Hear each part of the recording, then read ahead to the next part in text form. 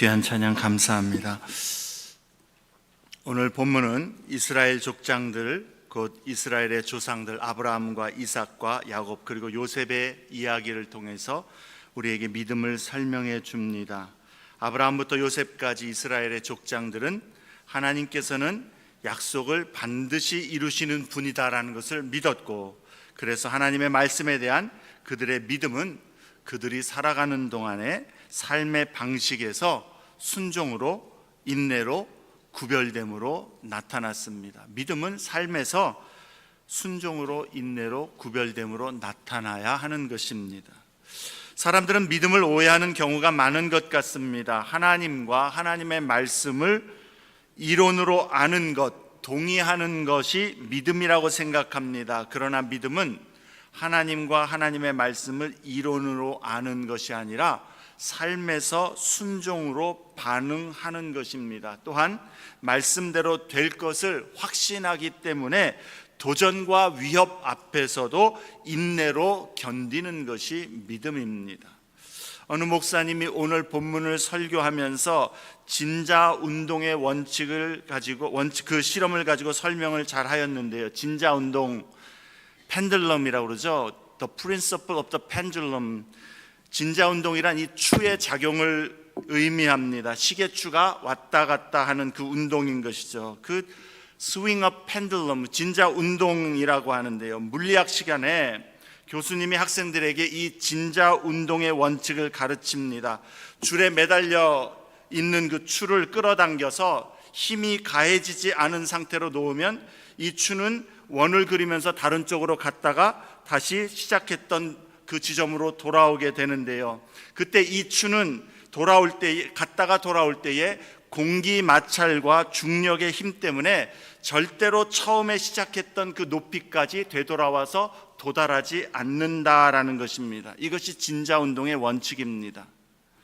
이 원칙을 실제적으로 알아보기 위해서 천장으로부터 50kg짜리 쇠공 이만한 것을 매달아 놓고 200kg을 견딜 수 있는 그런 낙하산 줄에다가 매달아서 실험을 한다고 보십시다. 실험 방식은 이 실험자가 벽에 기대어 서서 이 50kg짜리 쇠공을 끌어당겨서 턱에다가 딱 붙였다가 놓아서 추가 다시 돌아올 때까지, 저쪽에 왔다 갔다가 되돌아올 때까지 그 자리에 움직이지 않고 그냥 서 있는 것입니다. 여러분이라면 하겠습니까? 자신 있습니까? 좀 섬뜩하죠? 그가 하겠다 그랬다가 그날이 마지막에 그야말로 이 땅에서 보는 마지막 날이 될 수 있을 것 같은데, 아무도 선뜻 나서지 않자 교수는 한 학생을 지적해서 벽에 서게 합니다. 그리고 쇠공을 그 학생의 턱에다 갖다 댑니다. 그리고 묻습니다. 학생은 지금 배운 진자 원칙의 진자 운동의 원칙을 믿습니까? 학생은 교수가 말하니까 가르쳐 줬으니까 힘없는 소리로 네 라고 대답합니다. 그리고 그 순간 교수는 쇠공을 잡고 있던 손을 놓습니다. 그리고 이 50kg짜리 쇠공은 반대쪽으로 원을 그리면서 갔다가 힘차게 높이 올라갔다가 다시 힘차게 되돌아오는 것입니다. 다시 이 학생의 얼굴을 향하여서 그 쇠공이 커다란 게 돌진해 오게 될 때에 여러분이 만약에 그 자리에 서 있다라고 생각해 본다면 계속 서 있겠습니까? 어떻게 하겠습니까? 옆으로 주저앉으면서 피할 것 같지 않습니까? 저는 그럴 것 같아요. 무서워서 피할 것 같습니다. 서 있을 자신이 없습니다. 왜냐하면 50kg짜리 쇠공이 턱을 치면 온전할 수 없다라는 것을 알기 때문인 것이죠. 진자 운동의 원칙을 이론적으로는 믿지만 그 쇠공 앞에서 그 믿음이 깨어져 버리는 것이죠. 그러나 그 진자 운동의 원칙을 정말로 믿는 사람이라면 아무리 50kg짜리 쇠공에 맞으면 죽는다라는 것을 다 알지만 또한 쇠공이 절대로 자신의 얼굴을 치지 않을 것도 알기 때문에 쇠공이 얼굴 코앞까지 다가와도 움직이지 않고 서 있을 것입니다. 이것이 믿음입니다. 한번 집에 가서 해보세요. 믿음은 이론적으로 아는 것 혹은 동의하는 것이 아니다라는 겁니다. 믿음은 실제로 나의 삶을 살아가는 방식에서 나타나는 것이 진짜 믿음입니다. 우리가 머리로 진리를 알고 우리의 삶이 안전할 때에, 그래서 그 진리 때문에, 그 믿음 때문에 어떠한 삶의 도전이나 희생도 없을 때에, 요구되지 않을 때에 나는 그 진리를 믿습니다라고 말하는 것과, 그 진리를 위해서 나의 삶에 무언가 귀중한 것을 걸어야 할 때, 그때의 믿음으로 여전히 그 진리를 붙드는 것과는 별개의 문제라는 겁니다. 분명한 차이가 있을 수밖에 없다라는 것이죠. 나의 믿음이 참된 믿음인가는 지금 편안할 때는 잘 알지 못할 것입니다.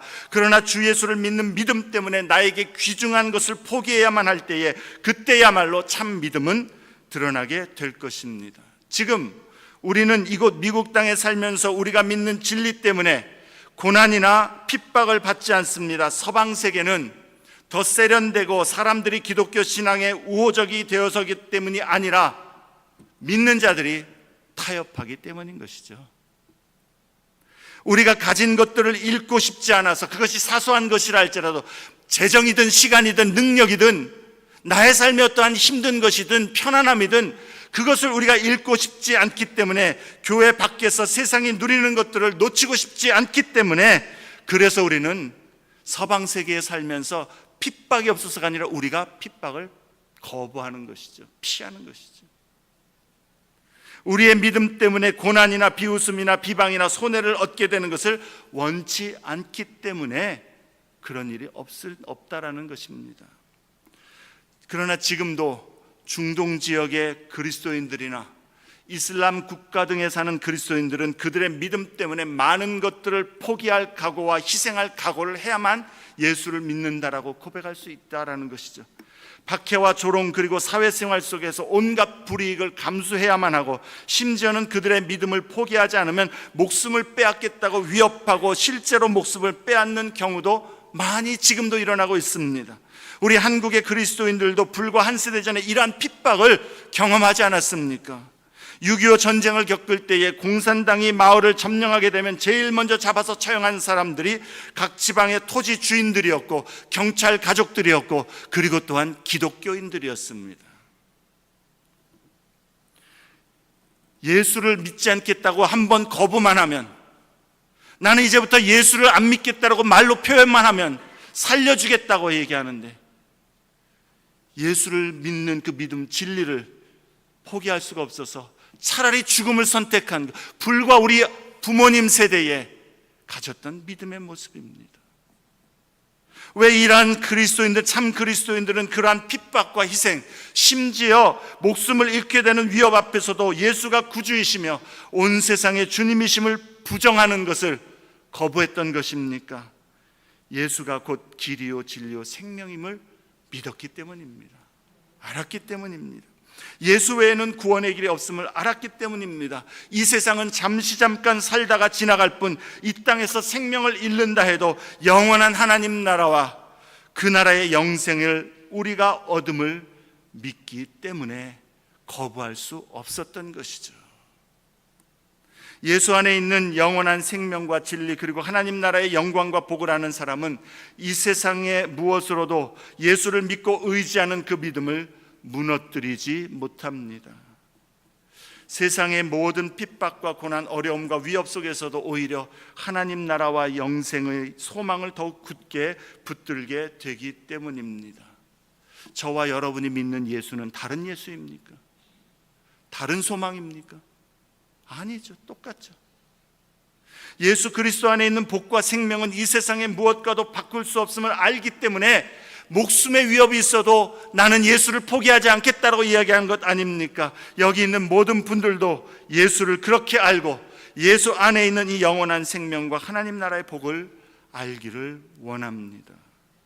사람들은 죽은 후의 일은 누가 아는가? 모르는 일 아닌가 그렇게 말하거나, 혹은 죽은 후에는 사람들이 그러는데 이러이러하다라고 여러 가지 나름대로의 각자의 의견과 생각들을 가지고 있습니다. 그리고 그것으로 위안을 삼습니다. 그렇게 되고 안 되고는 중요한 게 아니, 내 생각에 죽은 후에는 이렇게 될 거야 라고 생각하는 것이죠. 근데 근거가 없는 불확실한 생각일 뿐인 것이죠. 그렇게 생각할 수 있는 근거가 무엇입니까? 그것으로 위안을 얻을 수 있는 이유가 무엇입니까? 라고 얘기해야, 물어볼 때에 대답할 것이 있냐라는 것이죠. 확실한 근거가 없는데 여러분의 죽음 이후에 사람이 사라지는 것인지, 정말 영원한 심판이 있는 것인지, 무엇에 여러분은 근거를 두어서 안심하시겠느냐라는 겁니다. 사람들의 의견과 생각, 주장은 확실한 근거가 없는 불확실한 위안일 뿐입니다. 그러나 죽음과 그 이후에 관한 진리는 이것입니다. 하나님께서는 성경을 통해서 우리에게 말씀하기를, 한 번 죽는 것은 사람에게 정해진 것이요, 그건 누구나 다 아는 얘기입니다. 그리고 그 후에는 심판이 있으리니 하나님께서 우리에게 말씀해 주십니다. 온 세상을 만드신 하나님께서, 영원하신 하나님께서, 우리 인생의 처음과 끝을 다 아시는 하나님께서, 이 생뿐만 아니라 우리 죽음 이후에 영원한 삶도 아시는 하나님께서 죽은 후에는 심판이 있으리니라고 말씀하신다라는 겁니다. 모든 사람은 공의로운 하나님 앞에서 우리의 행위대로 심판을 받을 것이라는 말씀입니다. 하나님은 완전하시고 거룩하시고 정결하시며 선하십니다. 그 하나님 앞에 모든 사람은 서게 될 때에 죄인으로 드러날 수밖에 없는 것이죠. 저와 여러분이 서로 비교해서 누구보다 더 착하고 누구보다 더 선할 수는 있어도, 완전하시고 거룩하시며 정결하신 그 하나님 앞에서 우리는 작은 것이라 할지라도 부족함과 연약함, 불의함과 악함, 거짓과 탐욕, 이기심과 교만이 있는 불완전하고 죄로 더럽혀진 죄인으로 설 수밖에 없을 뿐입니다. 그건 누구나 다 인정하는 것이겠죠. 여러분, 죄인이 아니라 다른 사람에 비교해서는 아니라는 것 저도 인정합니다. 하나님 앞에서, 완전하신 하나님 앞에서 죄인이라는 사실은 확실하다는 것이죠. 그리고 죄인에 대한 하나님의 심판은 영원한 지옥 형벌입니다. 이것을 성경은 죽음이라고 이야기하는 것이죠. 없어지는, 혹은 이제 더 이상 존재 않는 죽음이 아니라 영원한 지옥 형벌에서 그 끔찍한 고통을 영원토록 받게 되는 것, 그게 영원한 죽음, 곧 영원한 형벌입니다. 그러나 우리가 죄인으로 하나님 앞에 서지 않을 수 있는 길이 있습니다. 하나님께서 그의 아들 예수 그리스도를 이 땅에 보내주시고, 완전하시고 거룩하시며 정결하시고 선하신 예수께서 우리의 모든 죄를 대신 담당하시고 십자가에서 죽으심으로 우리의 죄에 대한 모든 형벌을, 그 값을 치르셨습니다. 그리고 부활하심으로 우리의 구원자가 되시고 우리의 구원을 이루셨습니다. 그래서 예수 외에는 구원의 길이 없다라고 이야기하는 겁니다. 예수 외에는 우리의 죄를 짊어지고 하나님 앞에서 우리의 죄의 심판을 담당하여서 우리의 죄를 없이 한 분이 없기 때문에 그렇습니다.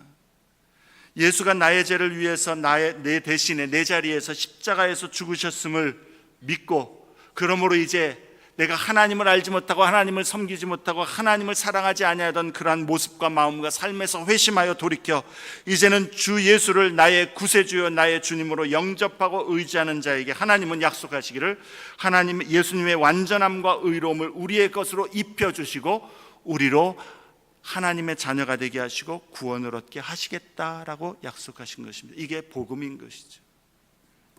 그래서 예수를 믿는 자는, 예수를 믿었다고 우리가 다 완전하지 않습니다. 다 정결하지 않습니다. 여전히 우리의 부족함과 여전히 우리의 연약함이 있지만, 그럼에도 예수의 완전함과 의로움을 힘입어서 하나님 앞에 우리는 의로운 자로 설 수 있게 하신 것입니다. 이것이 하나님이 우리에게 베푸신 구원의 은혜입니다. 예수를 믿음으로 말미암아 구원을 얻는다는 의미가 그것입니다.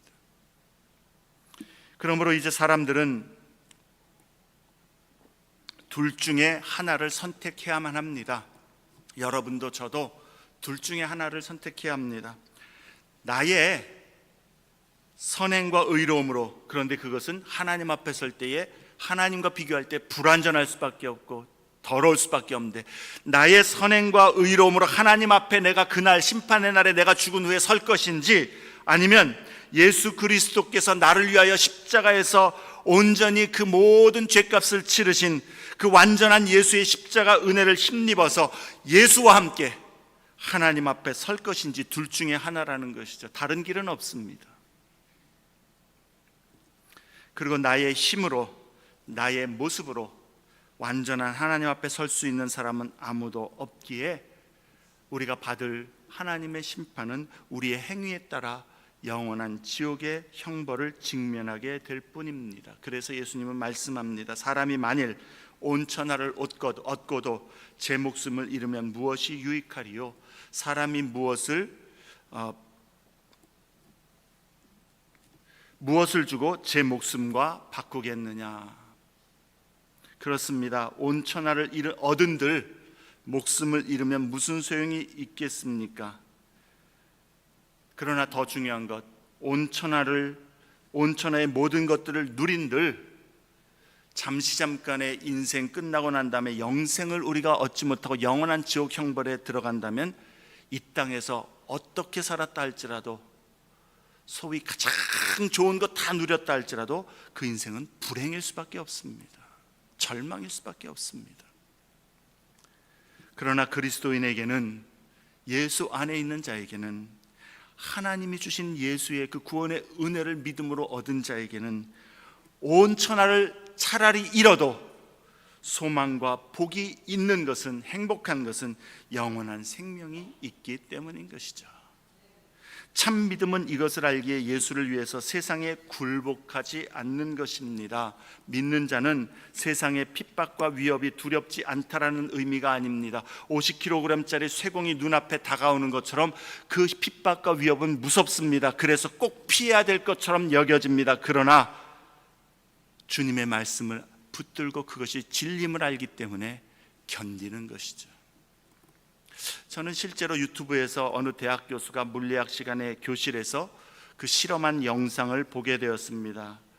그리고 실제로 그 교수가 이만한 쇠공을 갖다 자기 얼굴에 대고 있다가 갔다가 오는데 가만히 있더라고요. 여러 번 해봤을 텐데 공이 가까이 오니까 이러더라고요. 근데 안 맞더라고요.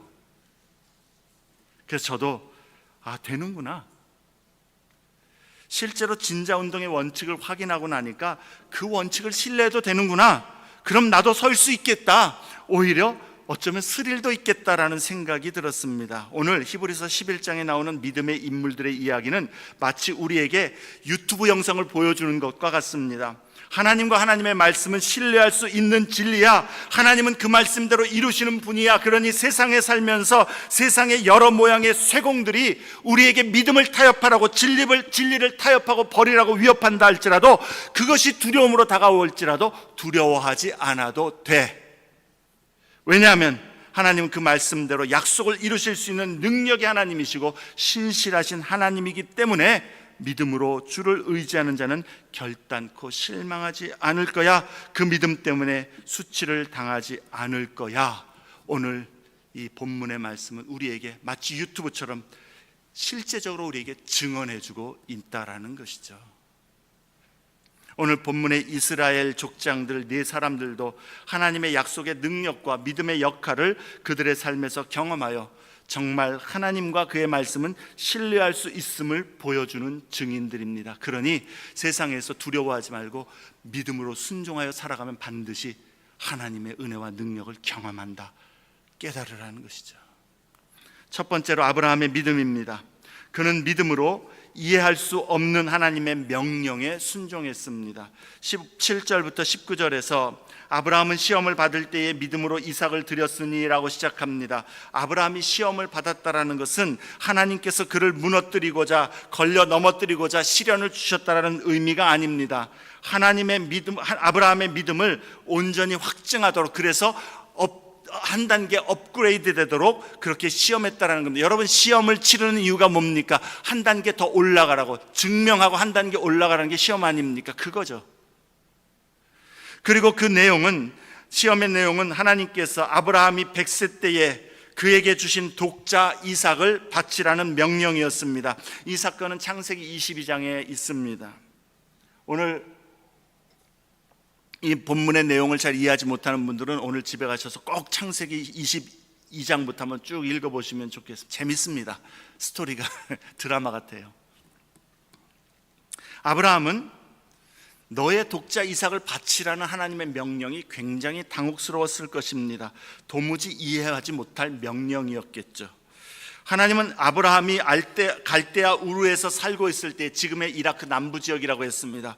거기에 먼저 하나님이 그냥 갑자기 아브라함을 찾아와 주셨고 그에게 약속을 하시면서 내가 너에게 복을 주겠다, 너로 큰 민족을 이루게 하겠다, 그러니 내가 지시할 땅으로 순종하면서 가라, 그렇게 이야기했을 때 아브라함은 그 하나님을 믿고 하나님의 인도하심을 따라 순종하여 가나안 땅으로 옮겨왔습니다. 지금의 팔레스틴 지역이죠. 그리고 오랜 시간 동안 하나님은 아브라함에게 내가 너의 자손으로 별과 같이 많게 하시겠다고 하셨는데 자손을 주시지 않는 겁니다. 그리고 마침내 아브라함이 100세, 아내 사라가 90세 되었을 때에 자녀를 낳기에는 모든 소망이 끊어져서 죽은 자와 같이 되었던 그때에 하나님은 아브라함과 사라에게 아들 이삭을 주셨고, 기적이죠. 그리고 18절 말씀처럼 이 아들을 통해서 너의 후손이 별과 같이 많게 하리라는 그 약속을 이루시겠다라고 분명히 약속하셨습니다. 더구나 이 아들은 그가 노년에 얻은 아들이었기 때문에 아브라함에게는 가장 귀하고 자기 목숨보다 더 소중한 그러한 아이입니다. 왜 그렇지 않았겠습니까? 그런데 이 아들을 바치라고 명령하시니 하나님의 말씀은 너무도 당혹스럽고 도무지 이해할 수 없는 명령이었습니다. 그렇지 않겠습니까? 그러나 아브라함은 오늘 본문의 믿음으로 하나님께서 그에게 말씀하신 그대로 행하기로 결단하고 순종합니다. 어떻게 그럴 수가 있었습니까? 19절 말씀, 그가 하나님이 능히 이삭을 죽은 자 가운데서 다시 살리실 줄로 생각한지라 비유컨대 그를 죽은 자 가운데서 도로 받은 것이니라. 아브라함은 당혹스럽고 도무지 이해할 수 없었지만 그래도 하나님께 그의 순종을 제한하지 않았다라는 겁니다. 하나님의 능력에 대한 신뢰에도 제한을 두지 않았습니다. 아브라함은 하나님께서 반드시 그의 약속을 지키시는 분이시라는 것과 또한 아브라함에게 예전에 나타났을 때 나는 전능한 하나님이라고 말씀하신 그 하나님이시기 때문에 전능하신 능력으로 역사하시는 분이시라는 것을 신뢰했습니다. 그래서 그가 하나님의 말씀에 순종하여 설령 이 독자 이삭을 바친다 해도 그가 그 상황 속에서 이 아들을 통해서 약속을 이루겠다 하셨는데 이 아들을 바치라고 하니 이 서로 모순되는 이 상황 속에서 그가 도달하게 된 합리적이고 논리적인 결론은 하나님은 죽은 자도 살리실 수 있는 분이시라는 믿음과 새로운 지식에 도달하게 된 것이겠죠. 하나님은 아브라함이 이삭을 바치려는 순간에 그를 멈추시고 그의 하나님을 신뢰하는 그 믿음을 인정하심으로 이삭이 실제로 죽은 것은 아니었지만 오늘 본문에 비유컨대라고 말씀합니다. 당시 아브라함의 마음에는 이미 이삭은 죽은 것과 마찬가지였다라는 것이죠. 그래서 히브리서 기자는 비유컨대 아브라함은 이삭을 죽은 자 가운데서, 실제로 죽은 자 가운데서 도로 받은 것과 똑같다라고 말하고 있는 겁니다. 사랑하는 여러분, 우리가 하나님의 말씀에 순종하는데 제한을 두지 않고 우리의 이해와 능력 밖의 일에 대해서, 영역에 대해서도 불구하고 하나님이 그렇게 우리에게 원하시고 말씀하시고 우리에게 가르치시는 바 하나님의 뜻이 그러하기 때문에 믿음으로 순종하게 될 때 우리는 하나님의 복을 경험할 뿐만 아니라 하나님을 더더욱 크게 알게 될 것입니다. 이전에는 알지 못했던 하나님을 더 알게 될 것이고 이전에는 깨닫지 못했던 하나님의 놀라우심을 우리는 더욱더 경험하게 될 것입니다. 나의 현재의 상황과 현실 속에서 우리가 알고 있는 하나님의 말씀대로 순종하는 것이 큰 도전이고 손해라고 여겨지십니까? 우리가 핍박과 위협은 없어도요, 순간순간에 우리의 삶의 선택에 있어서 그러한 어떤 도전들이 많지 않습니까? 하나님 말씀이 무엇인지 분명히 알지만 작은 일을 할지라도 그것대로 하는 것이 손해인 것 같고 희생인 것 같고 그렇게 안 해도 될 것 같고 굳이 꼭 그렇게까지 순종해야 될 필요가 있는가? 그렇게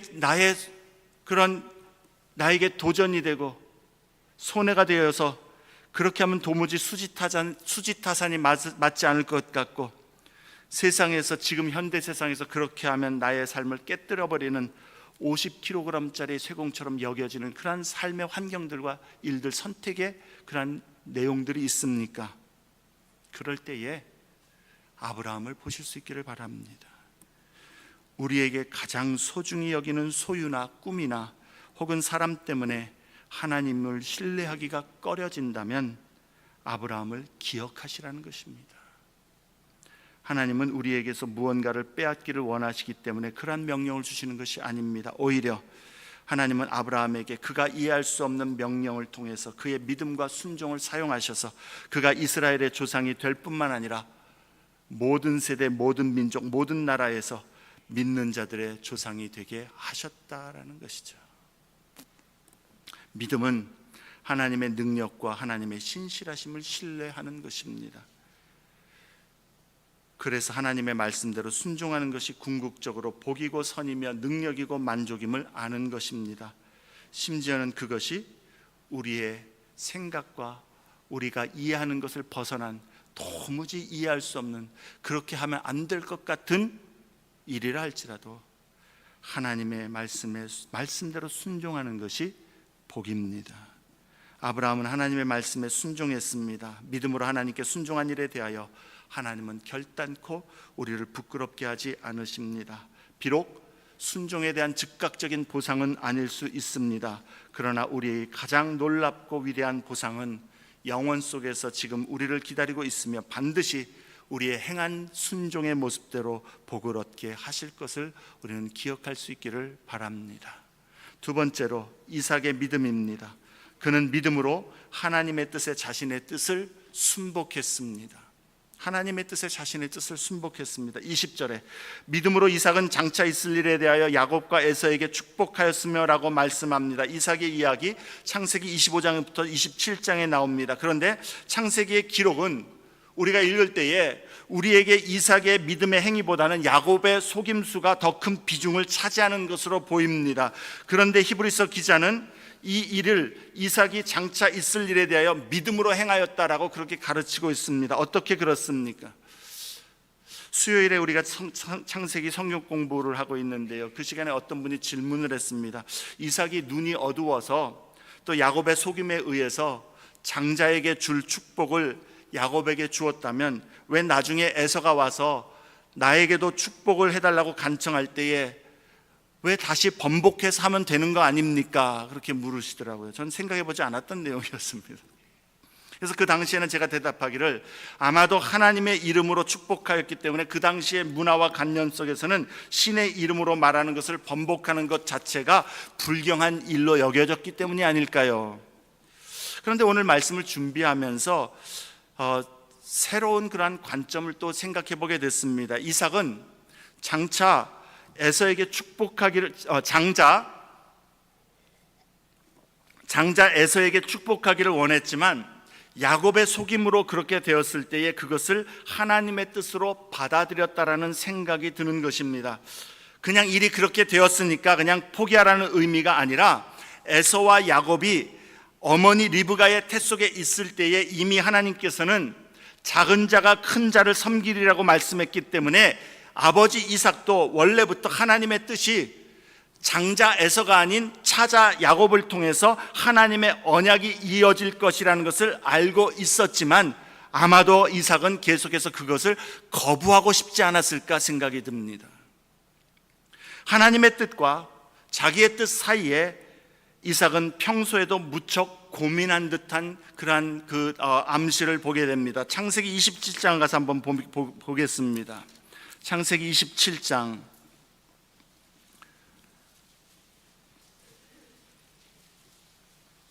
창세기 27장은요, 그 내용이 이삭이 야곱과 에서를 축복하는 내용입니다. 에서는 자신이 속아서 장자의 축복을 빼앗겼기 때문에 야곱을 죽이려 합니다.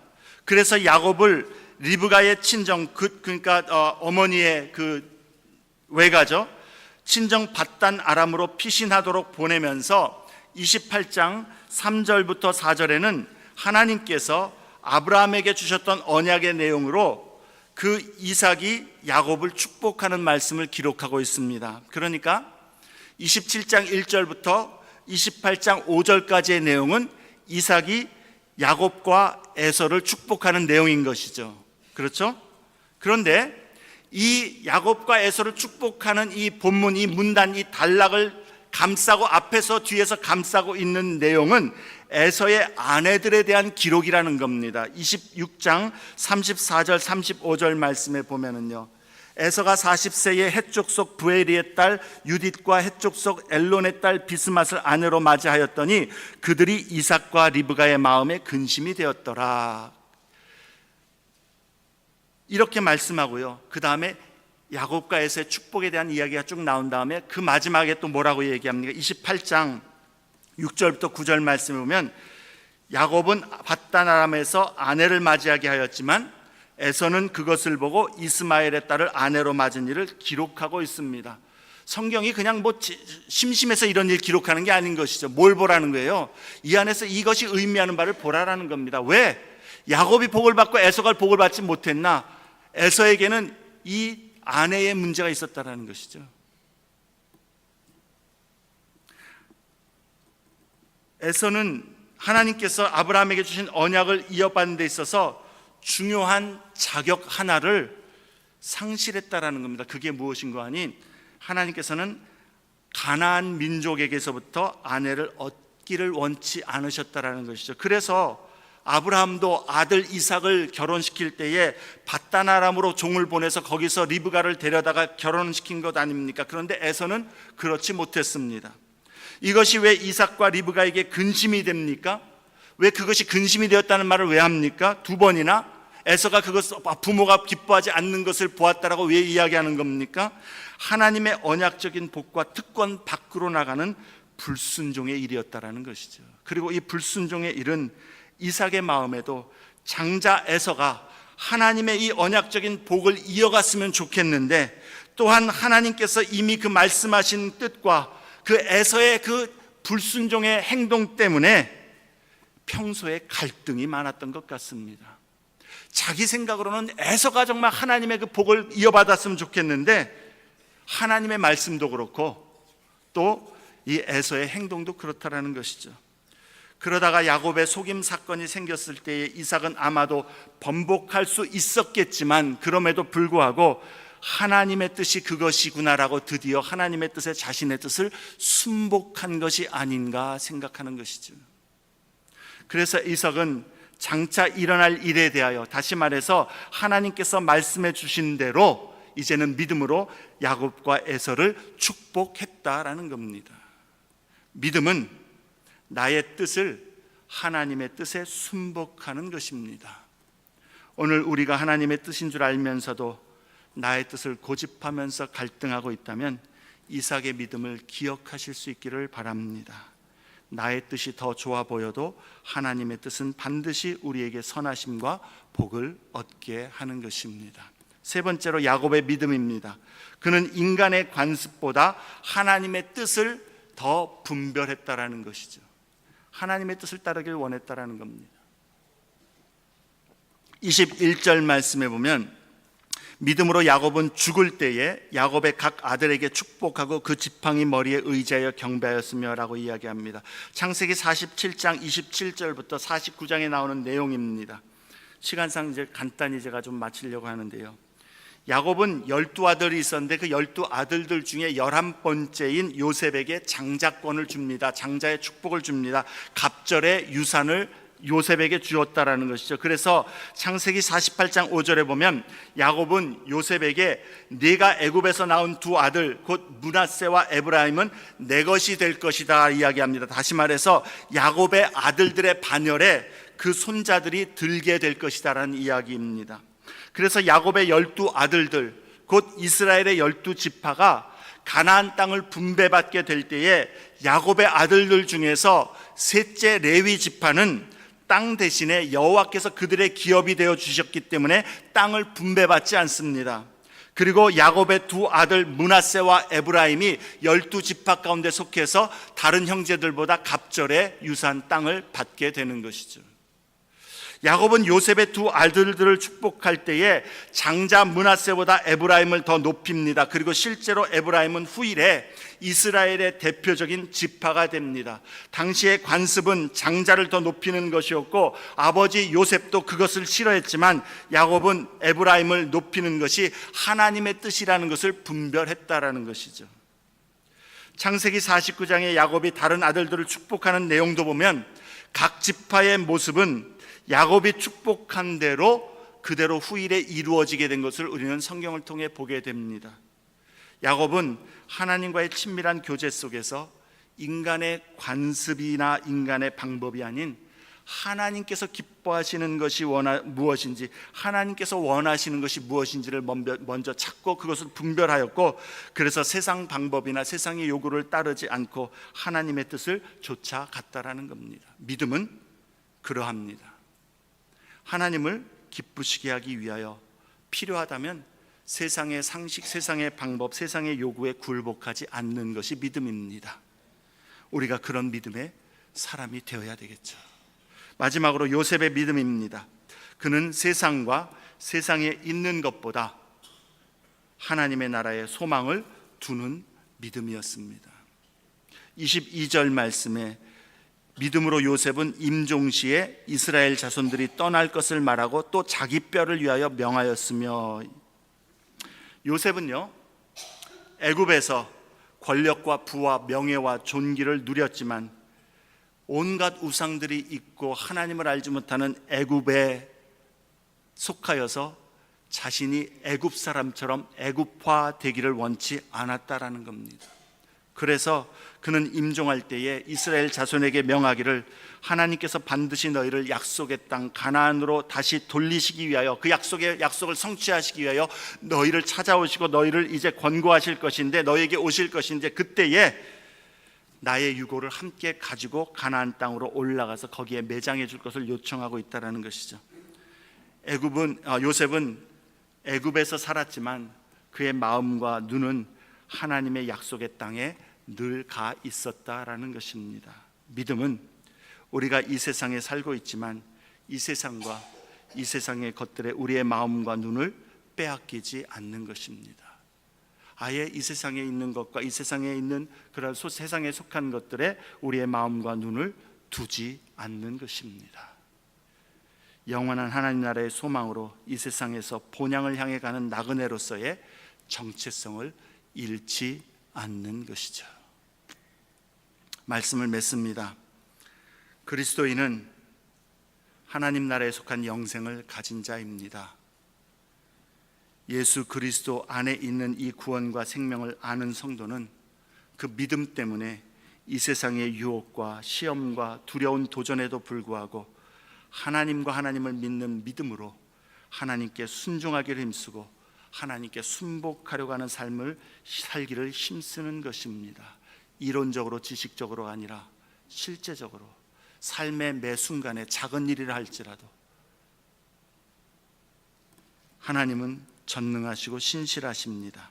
우리의 믿음은 삶에서 실제로 순종하는 믿음이 되어야 되겠습니다.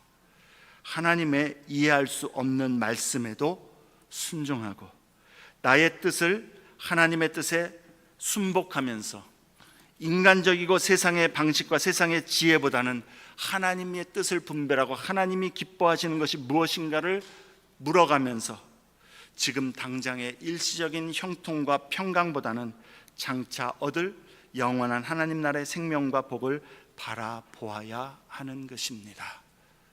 그 믿음을 가진 자가 이 세상 가운데에 세상의 쇠공의 도전이 우리 앞에 있다 할지라도 그것을 두려워하여 피하거나 타협하지 않게 될 것이죠. 여러분은 어떠한 믿음을 붙들고 있습니까? 우리도 오늘 본문에 나오는 이러한 믿음의 사람들처럼 그러한 믿음으로 이 세상을 살아가는 참된 믿음의 사람들이 다 되시기를 주의 이름으로 축복합니다. 우리 말씀을 생각하시면